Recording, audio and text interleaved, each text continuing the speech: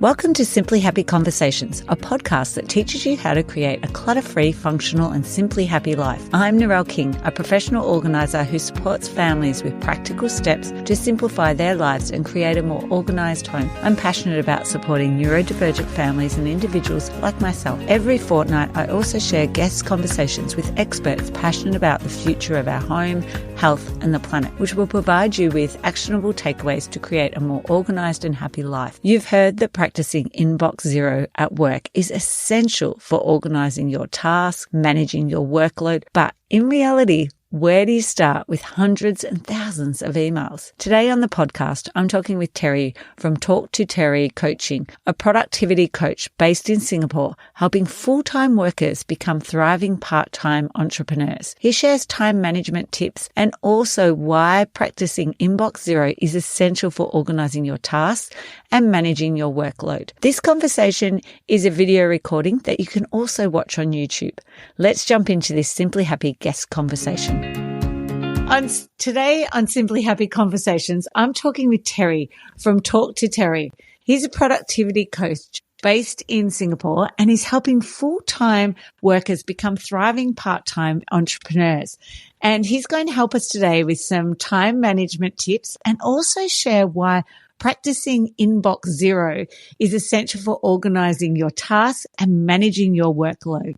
Welcome, Terry. Thanks, Narelle. Happy to be here. Thank you for having me on your show. Oh, no, thank you so much for making the time to come in here.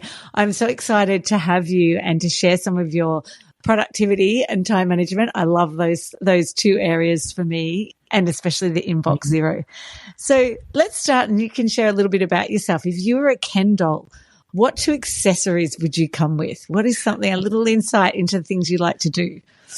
Yeah, I really love that question. If I were Ken doll, two things that come to my mind immediately. Number one, it's a guitar. I'm a big music kind of person. I played a couple of instruments when I was younger, and the one that really stuck with me all through till now is the guitar. So I even have one behind me. Oh, beautiful. Yeah, kept in a little bag. So that's one. And the other one is ultimate frisbee. That's more of the sporty side of me. I play ultimate frisbee through college. You can see a whole collection back there. Wow. So just two little tiny facets of me. I have a musical side and a little sporty side, I guess. Oh, fantastic. My actual brother-in-law and my sister actually play. They're ultimate, but now they also do disc golf. So yes, I do know a little bit about it because of them. Mm-hmm. So yeah, it's a great sport, great activity that you can just grab a frisbee and take out and do anywhere, really, isn't it? Exactly. As long as it's a flat field, you're good. Yeah. Do you play in a team? I used to. I was in a club team here in Singapore. But age got the better of me. I decided to retire and then focus more on myself here. Yeah, on your business and work. So you juggle two things. You juggle a full-time job as well as a side business in productivity. So what sort of helped you get into that area, and what was it sort of your motivation for it? Well, I guess the biggest motivation is, I'm still young, and I do, buy into the notion that, it's always good to build multiple income streams, never be too dependent on just a single one. So while I'm still young-ish, and I still have the energy, I still have the drive, I have the time and freedom, to some extent, why not build now, start now? So I've been, experimenting with a couple of side hustles, since 5 or 6 years ago, tried a couple of things, drop shipping, e-commerce, did a bit of freelancing at some point, eventually landed onto coaching. That's something that's a profession that not many people really know about. But when I experienced, the coaching myself, I really got a lot of value out of it. It really helped me through some difficult periods of my times of my life. So, and I figured, hey, this kind of works. I feel like I can do this for myself. So then I got myself into a professional coach development course. And then one thing led to another, and now I'm thinking, okay, this could be a viable side business. Let's see how I can make this happen. So here I am. So what would you say then are your strengths that you bring to your business? Talk to Terry. Well, definitely one. I'm working with. I love working with clients that are just like me. So I work a full-time job, and we have some aspirations. We are motivated to do something on the side. And there's a lot of lived experience. From where I am, like juggling a full-time job and building a side business, and on top of that, you still have to take care of your own personal needs and everything. It's a lot. It's a lot. So I feel like it's something I can relate to, and I would really wish to share what I've learned all these years to people around me, so that we can all win together. It kind of also helps that people seem to say that I'm a very extroverted, very outgoing person, very nice to talk to, and I try to bring a lot of that personality into my coaching sessions, right? Ultimately, I want to make sure that my clients they feel comfortable, they feel they can trust me, and I really want to make sure that I want to curate an experience for them that really makes them feel supported. It's tailored personally for them. It's not using any, there are lots of frameworks out there that you can just Google, but really, like, how do you sort of modify and take it apart and suit your own needs and your own requirements, right? That's what I bring to my clients through my coaching. Yeah, that's fantastic. So if I know that you're obviously a very organized person, or use organization in your life to get through everything else and to juggle the two. But if I was to fly over to Singapore to help you organize some part of your life, which part would it be? Or it might be an area in your house that needs organizing. Yeah. Wow. So I would say like my house really. I'm really big on the whole Marie Kondo movement, like how if this doesn't spark joy, get it out, right? Mm-hmm. And I say that because I'm someone who I cannot deal with too much clutter, right? Clutter is something that it just messes with my head, right? If I come home to a very cluttered house, it's not a nice way to come home to. Home is supposed to be something that's like place that's comfortable, you feel relaxed. So as much as possible, I try to keep every part of my house neat and organized. But sometimes, as you're living, you're doing so many things around, and then also, I'm here with my wife, right? So we always have things around everywhere, and it can sometimes become a chore to put things back where they are. So we try our best, but it still happens. So yeah, really like just having things in very specific areas of the house. I think that'll be one area to work on. Yeah, so having those homes for everything, when it's returned, it returns to their home so that you know where to find it as well. So then share with us about being a productivity expert. Share with us what your top 2 tips are around time management then. So the first thing when and something I really feel is probably the most important tip, right? Just like how everything at home needs to have a specific time, a specific place. Everything, every project, every task we do should also have its own dedicated, very specialized time and space that lives on our calendar, right? The thing about why a lot of people feel that they are not productive, they can't seem to get things done, is because they're in their minds, they know they have to do something, they know that there might be a deadline to that, but they may not complete that loop, that mental loop to put it into a very specific time on their calendar and say, I'm going to do this at this point in time. And my own philosophy to that is, if it doesn't exist on your calendar, it doesn't exist, it will not get done. I did not come up with that, but it's something that I heard, and I really integrate it, incorporate it into my identity and the way I do my things. So that's the first big tip. Everything you do, if it's important, especially if it's a priority in your life, it should have a specific time and place on your calendar so that you know that's when and where you're going to do it. Yeah, and if you're anything like me, I know that you're an ADHDer, so am I. If that's not written down, I'm never going to remember that event. It's until I get a reminder on my phone, and they're like, "Oh, that's right, I didn't write it down." Yes, yeah, it's huge, right? Like the thing, I think part of it is the whole notion around like if it's out of sight, it's out of mind. Mm. And I'm a super forgetful person, so really I always need to have a calendar there, reminding me that okay, oh, that's what I'm gonna do today, tomorrow, the day after, you name it. And do you like to use a digital calendar, or is it a written visual sort of calendar, or a bit of both? Right now, it's always it's all digital. I used to be a physical notebook, pen and paper person. But really, it became a lot more convenient just to have it on digital because I work in front of the computer most of the time. If I'm not in front of my computer, I'm always my phone is always on me, and I always need to have things all synced up nicely, right? So just having it digital just helps me to know that things are there and it's easy to see. I think that's it. That's maybe why I don't fully love a digital calendar, because I'm out and about with clients every day. And so for me, a quick view is quickly just opening my calendar right there in front of me. So I think that's why I still love it. I have both, but I'm still more like inclined to use the actual written calendar rather than the other one. So do you have another tip around time management as well? Yeah.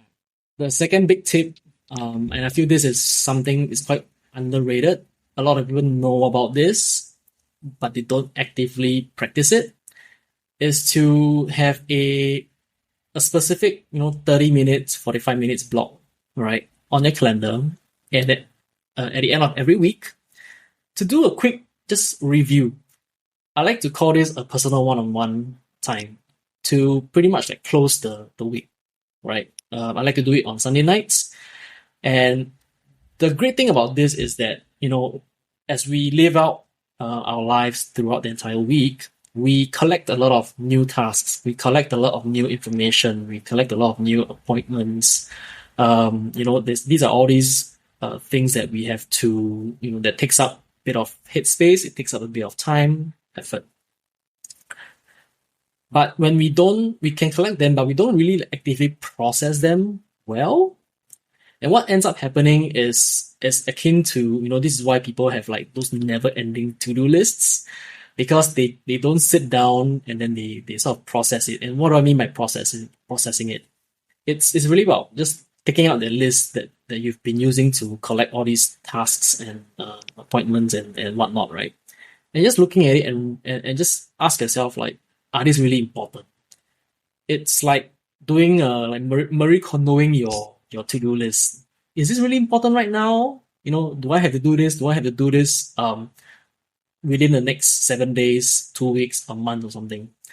The idea with the whole thing about the whole weekly review time block there that I'm describing right now is to again, going back to tip number one, putting everything, giving everything a time and space, right?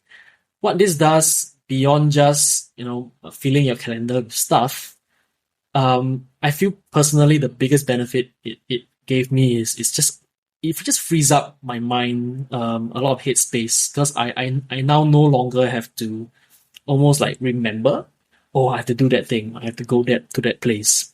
Like everything is already set, it's put there. And all I need to do if I want to find out, what do I have to do on the particular project, that task or appointment, is just open up my calendar and it's there, right? And that leaves me feeling a lot lighter, like figuratively, but sometimes you just really, it feels kind of nice. And you can fully detach when you need to detach because everything is captured. You don't really have to worry about it. So doing this weekly review is a really great practice. Now, I might call it a weekly review, but depending on your needs, you can do it in the time interval that suits you the best. I have clients who do it every day and every day because they need that daily, checkup, so to speak. Some folks do it once every 2 weeks. Some folks do it once a month. At the end of the day, again, it's really you know yourself best. What is that time limit that you are comfortable with to the point where any longer than that would start making you feel like anxious or really stressed up. You feel like there's a million things going on in your head, you can't focus. I feel like when you feel that, that's a signal that you need to do a quick brain dump, get everything out from your head onto pen and paper or onto a digital note. Whatever you that's most comfortable with you, and start processing them. That's really the best way to stay organized.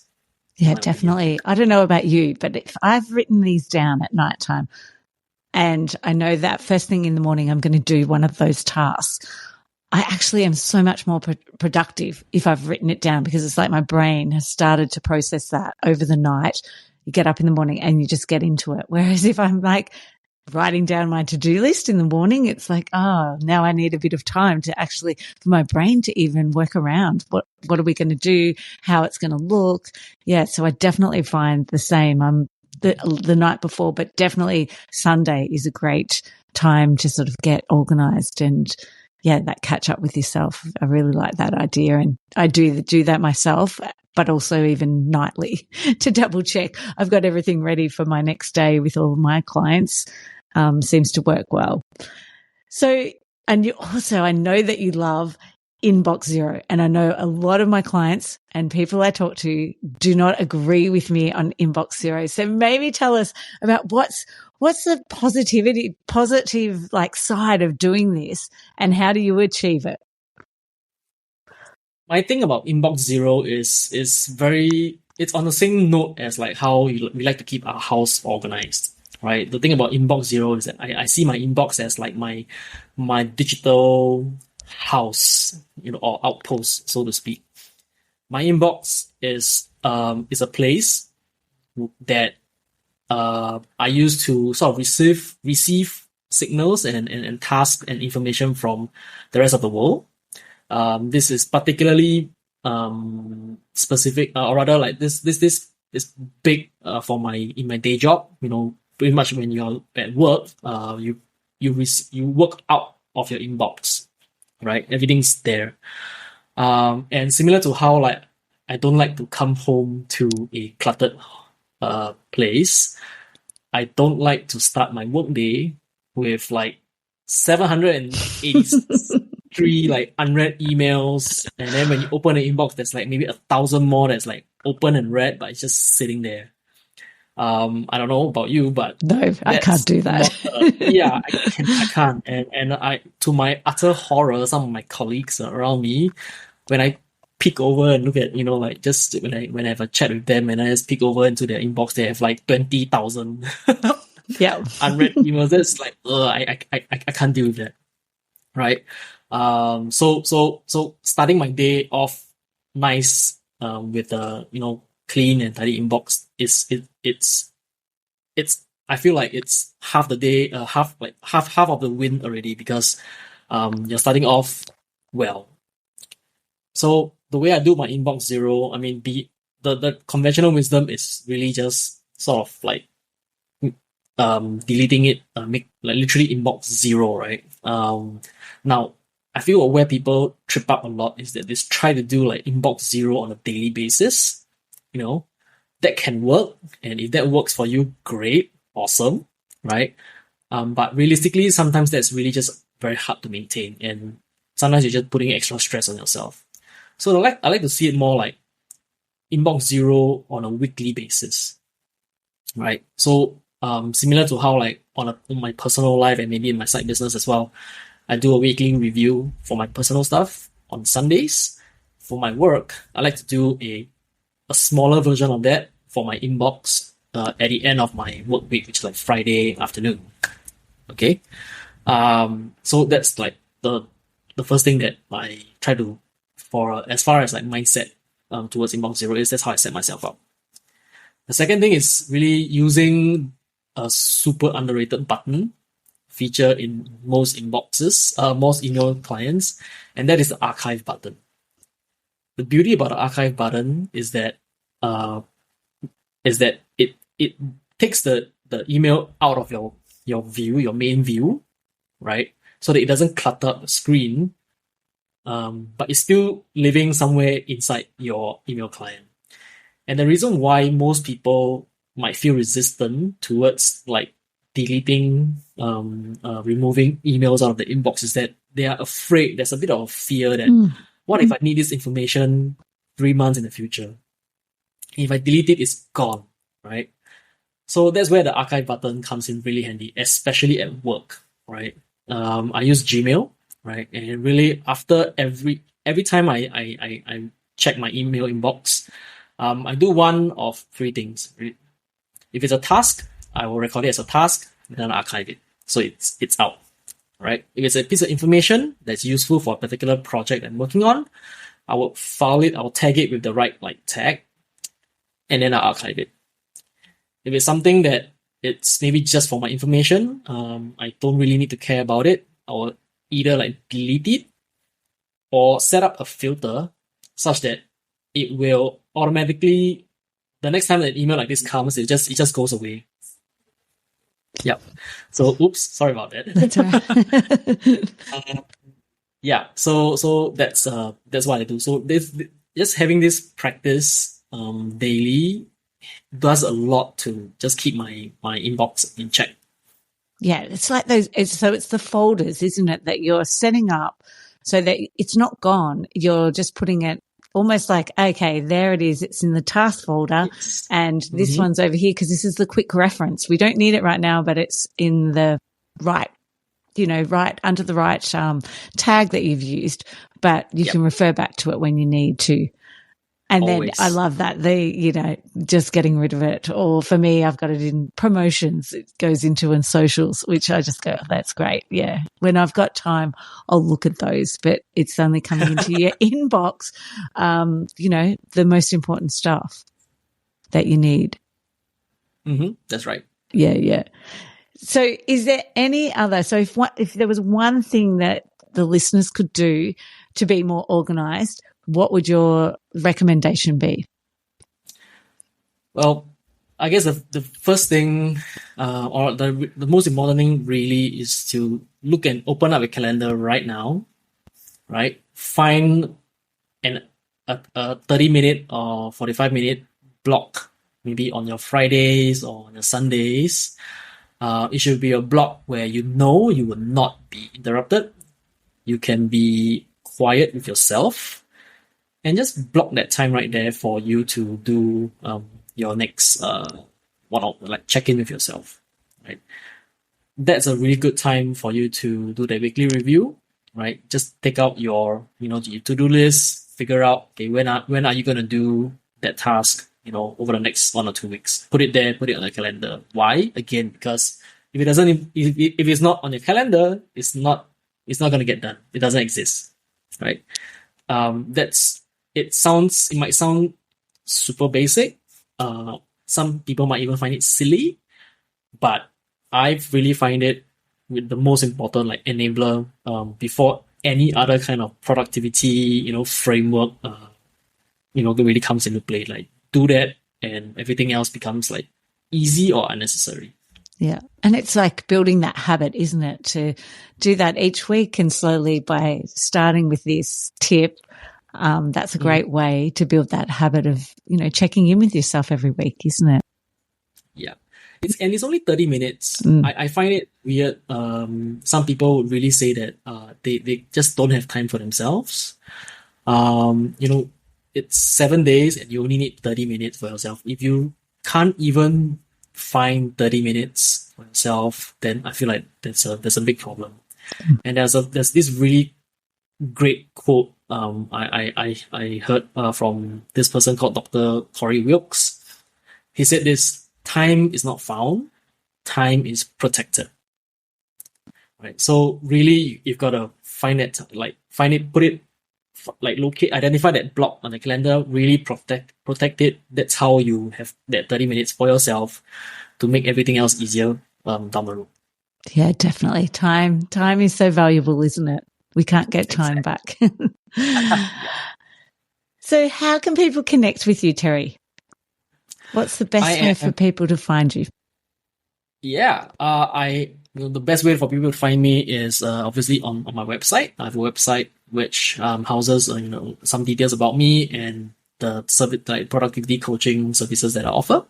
It's TalkToTerry.co, right? There's .co at the back. Otherwise, I'm also available at social media. I'm on LinkedIn. I'm on Twitter as well. So my handle is the same, TalkToTerry Co, just without the little dot. That's where they can find me. If they have any questions, I'm happy to answer, just to really help everyone live a bit more organized, be a bit more organized in their lives. Thank you so much, Terry. Thank you so much for your tips and sharing your knowledge around time management. And I think the most important thing is that you shared at the end is that people need to go and book that session in with themselves at the end of the week or the start of the week. So thank you so much again for your time and for your knowledge. So much. Thank you so much for joining me for today's Simply Happy conversation. Moving to a new house? Make your relocation a breeze with our free Moving Essentials checklist. You'll have everything you need for a smooth and stress-free moving day at your fingertips. Don't let the chaos of moving overwhelm you. Download your free Moving Essential checklist from simplyhappy.com.au in the resource section. I'd like to acknowledge the Wathaurong people of the Kulin Nation on which this podcast is recorded as the traditional custodians of the land. I pay my respects to their elders, past, present and emerging.